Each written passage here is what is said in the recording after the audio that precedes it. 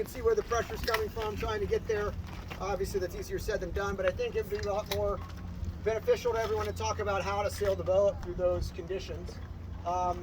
So, you know, there's a lot of times where you're sailing along just fine, and you come into some waves, or the boat slows down for whatever reason, and there's a few things like checklists that I go through, or that I think most people go through. Maybe Chris can answer this question. Like when you start to feel slow, what's the first thing that you do? Ease the jib. Ease the jib. Are you playing the jib a lot through the entire day? No? No, but as soon as we go slow, we ease Yeah. the jib. And like in the last race, we had a great start. And we started sliding down on everybody, and you think that, oh, well, if we're sliding down, we should pull the jib in. We ease the jib, I swear, a quarter inch, and all of a sudden we start pulling back up on people. Yeah. We didn't like that at all. Are your jib sheets, are they 1-to-1 or 2-to-1? 1-to-1. 1-to-1, so a quarter inch. So the jib is the boat's pretty front loaded, pretty round jib. And when you ease it, it helps the boat climb up, right? When you pull it in, it brings the bow down more. So that's a really good thing. We play the jib kind of a lot, and I know I like to play the jib a lot.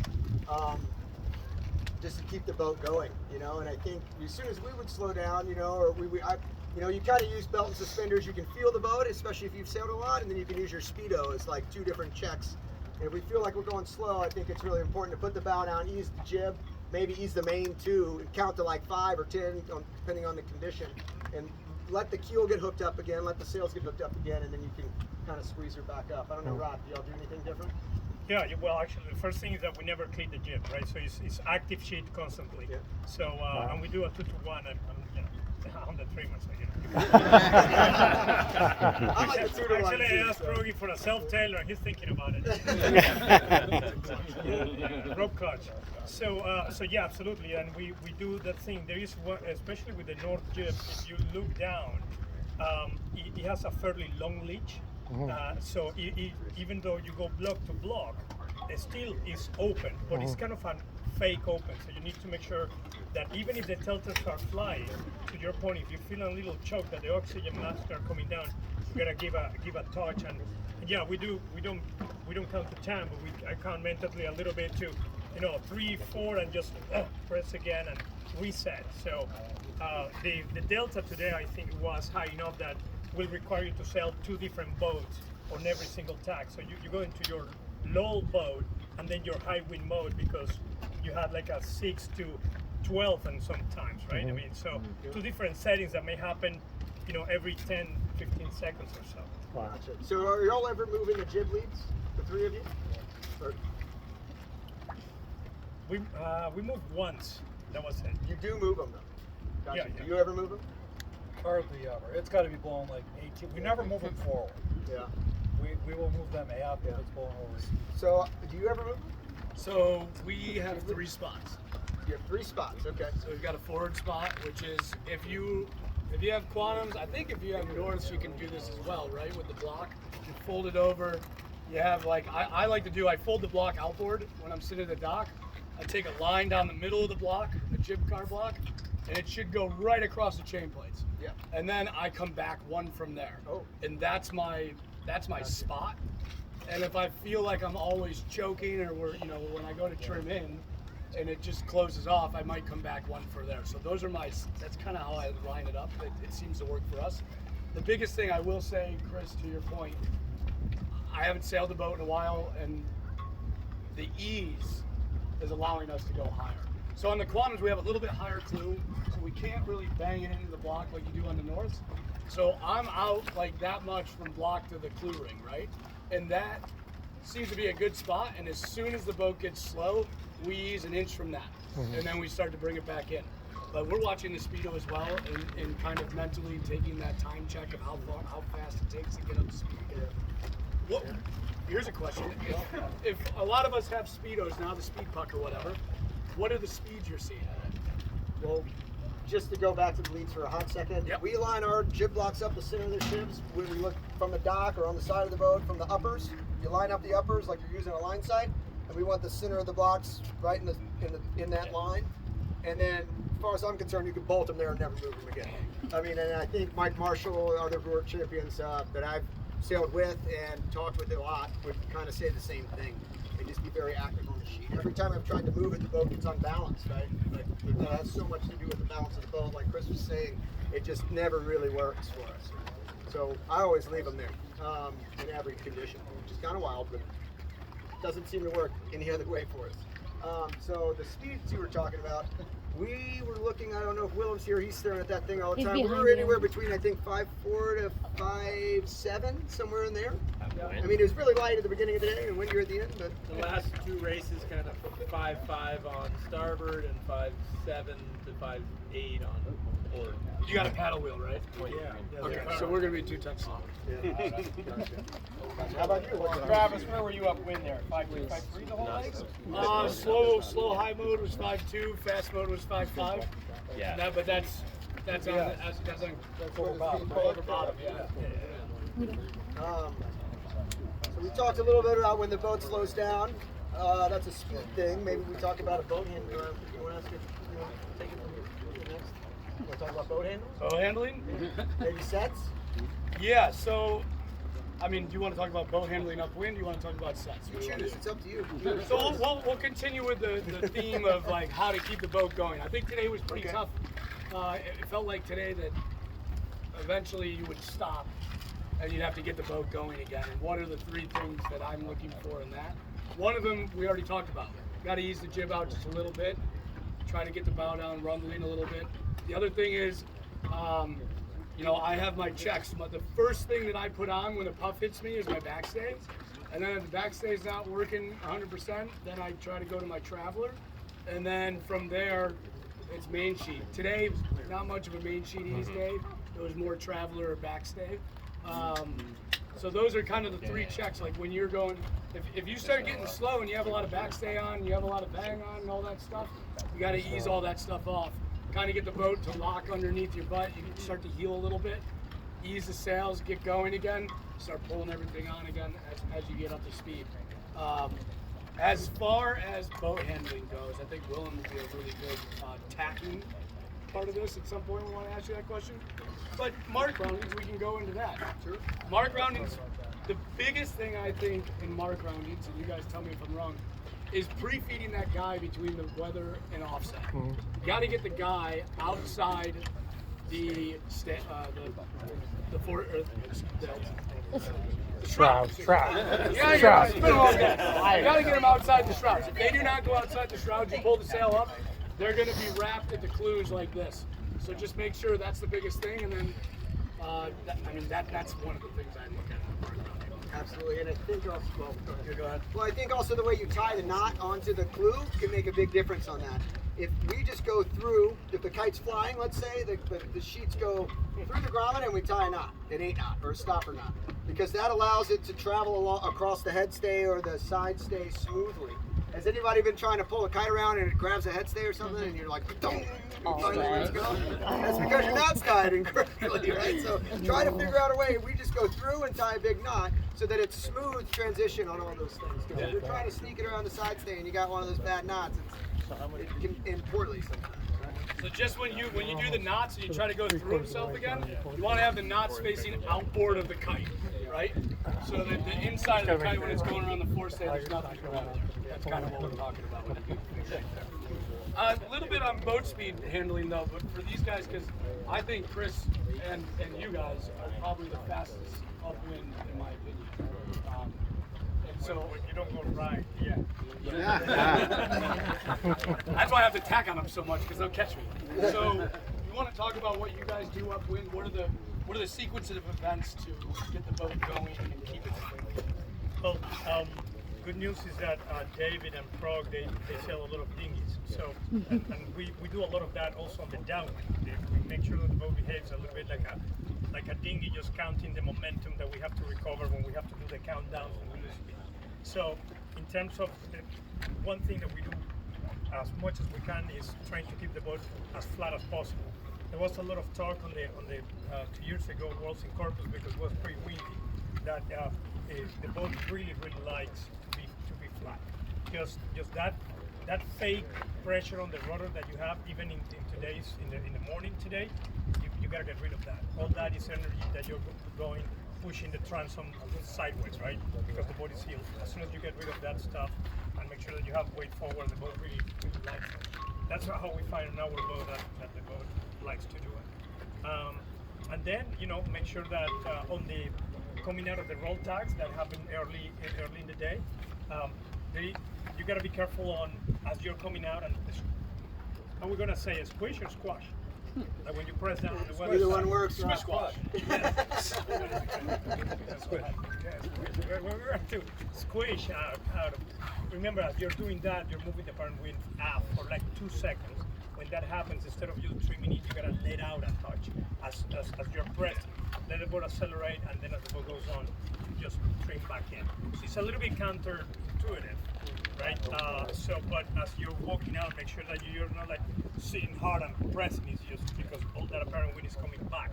It's going aft, and then it's gonna move forward. Yeah. So that was the main thing that we were doing. And Proggy is a fantastic driver, and a couple of thin lanes there. The main thing was keeping the boat flat. You think you're not gonna survive, but if you keep it flat and make that kill work, it's gonna get you up. Chris, speed tricks. Speed tricks. On port tack in the last race, going into even if you had your backstay off because you're in a light spot, before you get to the set of 3 ways, put the backstay in. It keeps the rig from, and the headstay, if you go through the ways, the headstay goes like this, and the rig pumps a lot. Right. If the boat is a lot more stable if you put just on the 3 feet of backstay, which is kind of a lot, but it seems to keep everything stable. Then you release it after you get through the Yeah, wave? as soon as you through the waves, you blow it right off. And that's kind of that worked for us pretty well.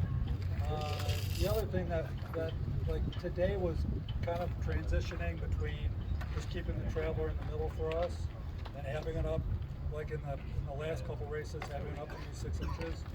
And we really like having it up 6 inches and having just a little twist in the leech when you got that lump. Yeah. It seems to, I don't know, push the boat forward a little bit better.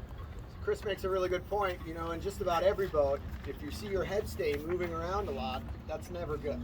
You always want it to be fairly stable, right? So if it's moving around a lot, either your rig's too soft, but you can't adjust that in the race, right? So you get around it by sneaking the backstay on just enough so that your head stay and that entry to the jib is stable and not swinging around. Because like what Rod was talking about, and out of attack, the mast swings through the air, right? So the apparent wind shifts to where the direction of the mast is swinging. Just like if the head stays moving around, it's changing the entry angle of the wind all the time because the head stays swinging around. So trying to have like a stable and consistent really helps the airflow stay stuck to the sail, right? It makes it easier to sail the boat. Are there any questions out there? Yeah, ask a question, get a hat. Cool. How much talking is there on the boat? We actually, that's a really good question. We actually kind of relearned that today in the last race, that the more we talked and communicated, the better we went. And on a day like today where it was puffy, I'm calling the breeze and I'm constantly calling the puffs, and then the lulls are obviously even more important sometimes, So before the race starts, before the whole day starts, I think it's really important to stand up, get to try to stand on the cabin top, look upwind for a really long time and get a feel for how fast the puffs are traveling, and that helps dial it in. And then ask the trimmers, like, hey, was I close there? Or was I on or was I off? You're like, oh, you're a little behind. Okay, well then, then I call it a little bit slower. So the communication's going on all the time about the pressure coming. And then I think, Willem and Glenn have a great communication loop as well, between him easing the jib or trimming the jib or pulling the backstay on or things like that. There's probably never 4 seconds that no one's talked. Yeah. 3 seconds maybe. Yeah, we're talking all the time. The biggest thing, like we talked today about this, we didn't talk enough. And Ian said something, and I said something. And there's one of the things as a driver that I like to hear from the tactician is just have a conversation out loud about what you're thinking about. Because if you're a driver who kind of goes by what the tactician wants to do, like I am, then I just need to know that we're heading in the right direction. This is what's coming up. It gives me time to react to whatever's going to come to me, so that I'm not late ducking or, hey, we're coming up to a pack of boats. We never even talked about this. Do we want to we want to continue this way, or do we want to lead them back? Like that, all that conversation should just constantly be happening. And then the trimmer and the driver are constantly talking about relatives with other boats. So, you know, one of the things I'll ask Ian, how we going? You know, are we higher, same, higher, faster, lower, slower? Don't want to ever hear that. I will lose my mind. I have to hear it. You have to hear it. We know. So if you're a trimmer and your driver bites at you because you say that, just take it. You guys got it. So, question. So I guess the one variance I see a lot downwind is everyone's full height. What do you guys looking for on your full height downwind? That is also a really good question. We messed with that. You know, normally it's kind of a Willem question, but normally we try to keep the clues fairly even. And today we noticed it was like, let's just try it. Let's pull the pole up a little bit more and see if both clues go up. And I think they kind of did. You know, and if that's the case, then I think it's a good thing. You know, so it's probably a little bit higher The than sun, she perpendicular to the moved and the mast. sun just beat on it. You know, so like trying to get the clues even most of the time. And if your pole's below perpendicular to the mast, you're losing the max projection away from the mainsail. And therefore, try cheating it up and see if the whole kite raises with you. And if that happens, that's usually a good thing. And if the topping lift's ever slack, either the pole topping lift needs to go up or the pole needs to go back. Okay? It's probably like a boat speed over 5.6, put the pole a little higher, 5.7. Probably something. So to follow that up, downwind, we kind of had a low mode where we wanted to sail more dead downwind and more like cab sailing. But we always had people wanting to challenge us to take our lanes attacking from behind. And as you went down that leg, it had the tendency to get a little lighter. So they're bringing the pressure with them. So they're attacking from behind when you're trying to defend a lead. How do you play that game well? I mean, Travis, you took 10 boat lengths out of us one time, and you were playing the high road. Yeah, so the biggest thing today, in my opinion, even upwind, the edges won. So being on the edges was big. The pressure would build, come from the edges, right? So Chris, you backed me up on this, right? We would do that quick jibe around the mark, and you just try to get to the furthest edge of the boats that might have been ahead of you, because you're going to get the pressure first, and get kind of that loser breeze you get. And the biggest thing about that is that when you're in the middle of the course, and all of a sudden, especially going downwind, Chris, I think you have some stuff to add here. I would love you. When you go downwind and you're inside all the boats on the outside, the wind is going to them, up and over. So it's getting lighter in the middle of the course, especially on a day like today where I truly believe the edge is the pain. So you want to kind of stay on the edge. You don't have to sail high or anything, but initially you do to get You boogied over. and then you got it, and then you go, You right? boogied one. So that's my theory about the edges today, and I think that's why you see a little more pressure than people think. Chris, you have something to add? On the pole We height, were just talking, that was the conversation we were having, sitting on the other side there. I kind of like to have it nice as well. I know. On the North Shoe, I like to have it even. But on the North Shoe, a good sort of easy thing to look at is the center seam of the spinnaker being parallel to the mast. The Greg Fisher, I think it maybe still be in the tuning guide. As long as the center seam of the spinnaker is parallel with the mast, you're probably pretty close. Oh, wow. Okay. Real quick, about 20 and about 12 need to report to that guy. Rotate. More questions. We got hats and cuffs to give away here. So Rod, going back to the question or the topic about sailing in clean air. In that first race, I noticed y'all sailed really nice and kind of down the center, pretty deep. How did y'all make that work? So, once Yeah, again, that's a good question. yeah, the DPS kite is a machine. Hey. Get a measure in. Good job, Dreheim. You like it? You know, that's called recycling, baby. We do mean it. So, essentially, again, Proggy is very comfortable, and that is doing a great job of keeping the boat heel to weather. So we do not sail the boat flat until you know we're falling off the cliff in terms of light air. If it's getting too light, then we start getting a little flatter trying to help the gravity keep the boat going. But we do a lot of projection and keeping the boat heel to weather constantly. You don't have to overdo it until you're fighting the rudder, but just enough to keep, if we're gonna make an error on the side of too much heel to weather rather than less.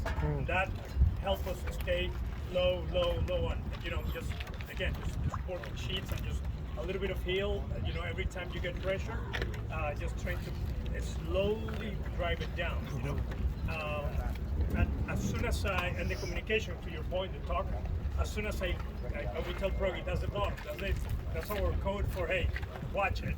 And he just comes up just enough until you see the spinnaker kind of up, just growing again. So there was a lot of that, especially if you were crossing the middle, because at a given point you had to cross, right, so coming from the edges.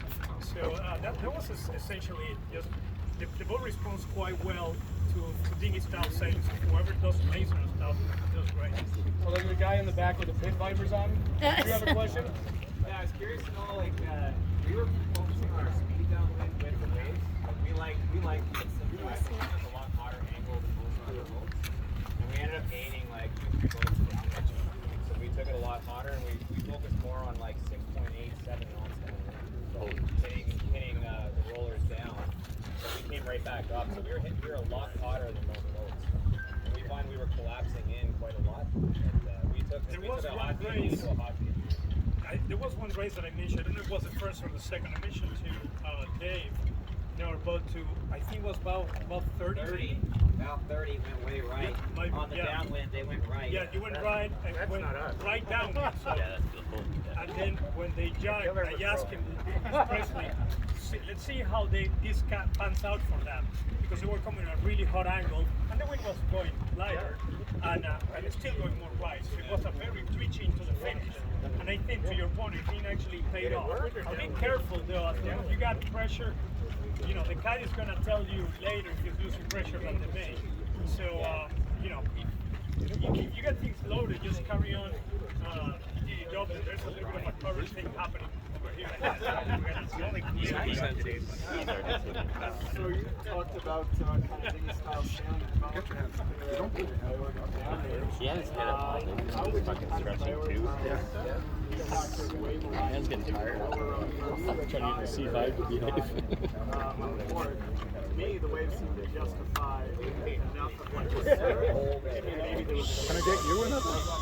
I could. Yeah, well, since I've already had two. It has many variables, right? Because that conversation can extend a lot, and it has to do with, number one, if it's the first or the second opening. The first opening, the complete is still compact, which means the cone of death as the attackers are getting into the run, and everybody's still together, especially on a day like today, was, everybody was fairly even, fairly quick, right?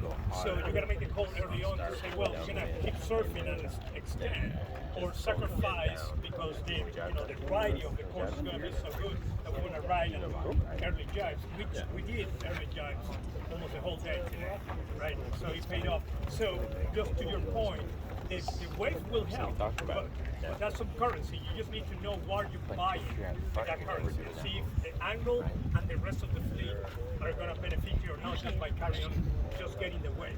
Does that make sense? Yeah, absolutely. Just the specific weight of that. We got one more question right here. Yeah, it's mostly related to. Well, we'll do 2 questions then. All right. Do you want to hear my question? Don't hear my question. You've been asking for Worked the whole time. I feel sorry for him. Oh, yeah, it's easy. When's dinner? Let's say you're heading into a lull or you're heading to a set of waves. What are you doing in anticipation, perhaps to avoid velocity knocks or to maintain speed through those lulls?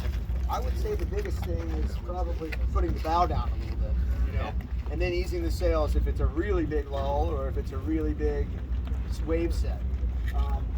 What would y'all say? Yeah, I think the biggest thing is, and I'll let Chris answer this, but the biggest thing is for us, we got to remember when we press, it's not a foot. It's just feeling the jig even more, like having straight telltales. Don't let those outside telltales go. That's enough of a press to go through it, and then you just take the wave. Otherwise, you're going to lose money. Try to go straight through the waves. Yeah. A lot of people try to drive. When we see those circumstances happening, we say,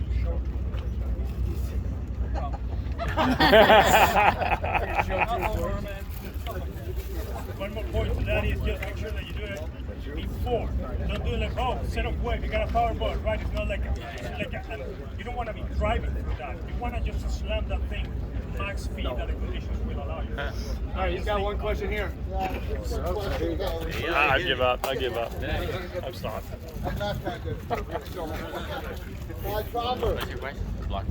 I'm just curious. It's a really good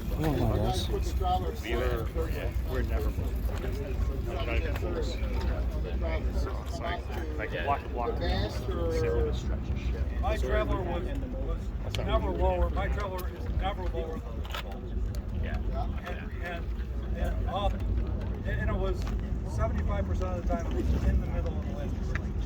Oh wow. 25% of the time it came up 6 inches. Really?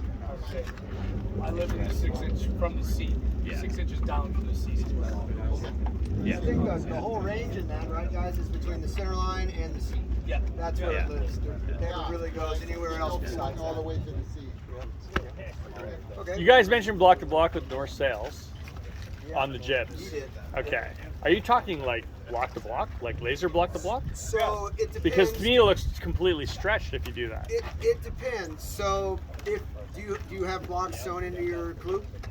No. Webbed on? No. Do you have 2-to-1 jib sheets? No. So Then like you're a not going to tag. get block to block. Okay, It's like tied all on. right, that's So what would happen is if you just have a grommet in the glue and like no a tag. no blocks and you attach blocks to it yourself, like with those Harkin loops and Yeah. 29 or 40 Yeah, millimeters, so then that's- that might get block to block. But also Yeah. if the ring's webbed onto the sail, you also don't. We don't normally get block to block. Okay. Thanks for the clarification. Yeah. How close is your You don't- how close is the tack of your jib to like the bow? Essentially, like Their branding. Our tack is where the tack hole is. I tried Yeah. to move it aft one time and I told I couldn't do that. it's There's just like another hole behind it, but I don't think. So we just have a pelican clip, snap Okay. shackle, and that's where it is. okay. I will say this because I say this at all these debriefs. I don't change my tune to bass at the end of the day. So I am set up exactly as I am in the last race. You guys can walk all over my boat with clean feet if you want, or anything you want. Put your tuning gauges on. Take your tape measures, and you can figure out exactly where everything is. More power to you. Take pictures with your phones.